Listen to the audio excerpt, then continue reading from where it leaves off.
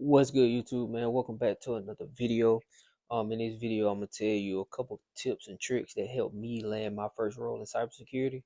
So if you are interested in that, you can take what you think will help you, and the rest you can throw out. But this is what helped me land my first role within cybersecurity.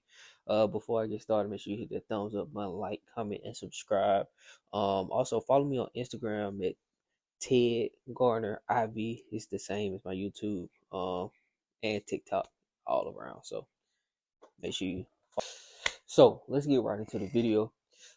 Tip number one: do not try to be a subject matter expert at everything. Um, Make sure that you kind of play to your strengths. Yes, in a lot of these like entry level certifications, they want you to have that foundational knowledge of a wide variety of things. But once you get into a job role, or once you start interviewing, a lot of the times you'll see on the interview job description, that you'll have all these different things, but you'll have preferred skills. Make sure that you're able to, when you get into these interviews, speak to what your strengths are and what you will be coming in as a subject matter expert at.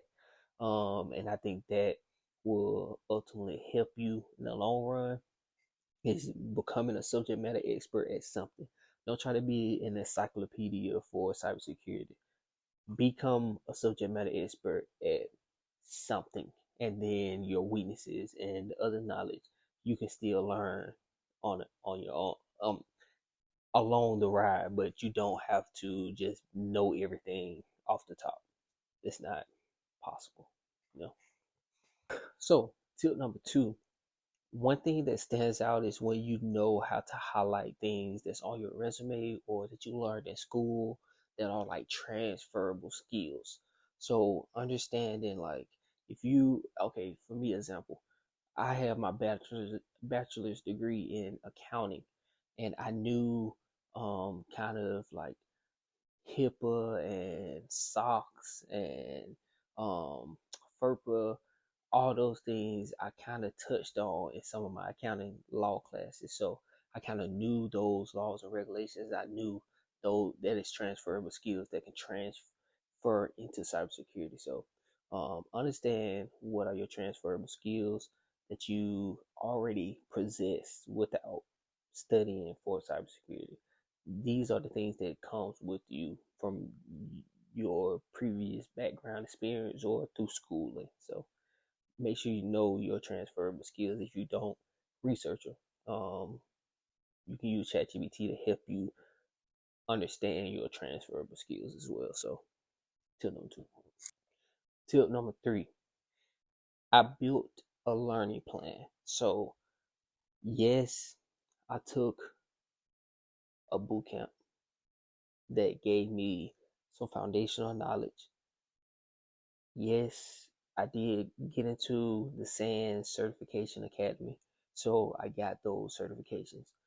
But I had to still study on my own to help me with interviews, help me with understanding what these employers wanted from me.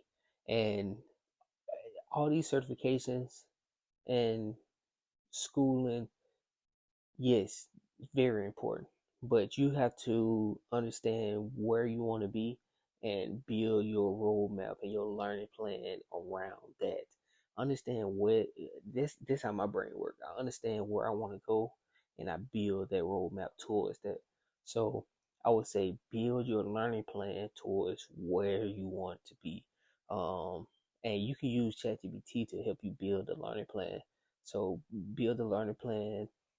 Your learning plan should include certifications that you may need to get to where you need to be. Maybe stepping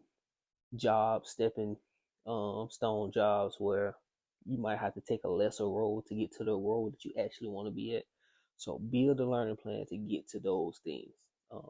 And that helps me. And you can find a lot of videos on YouTube to help you with a learning plan as well. So it's plenty of people that then broke it down, explained it, and built them for people. But I say build it specifically for you, to because you know where you ultimately want to be at, what role you ultimately want to be in. So build it and follow it.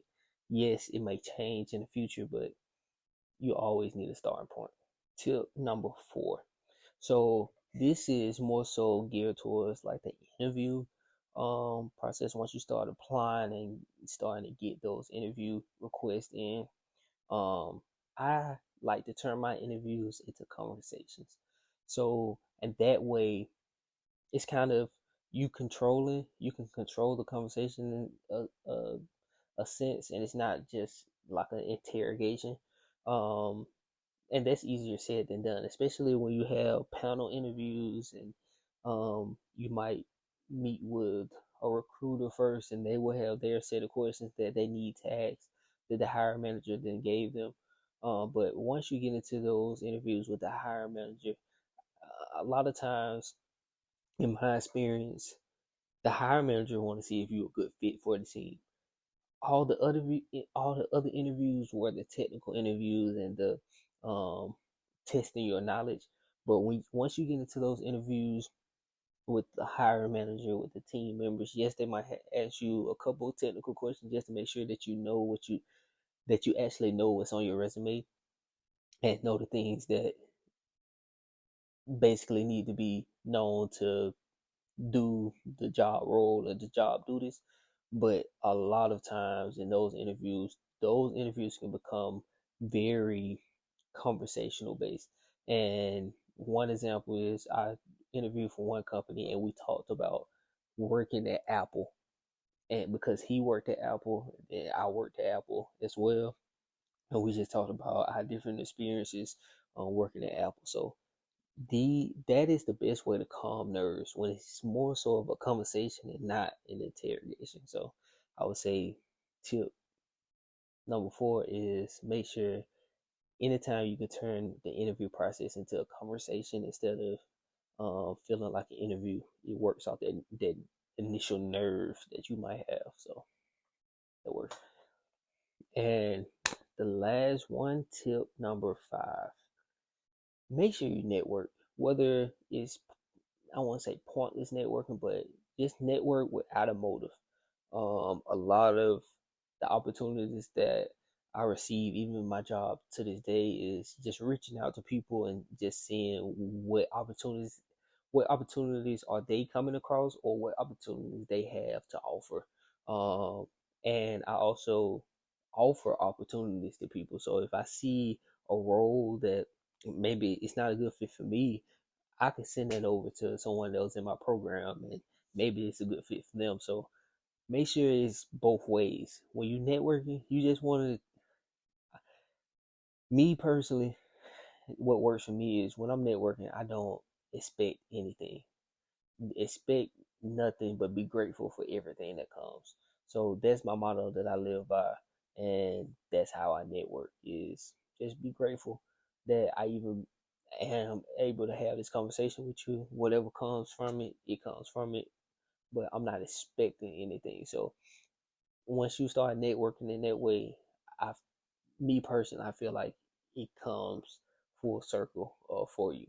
Help others, make sure others are always okay, and you will be always okay.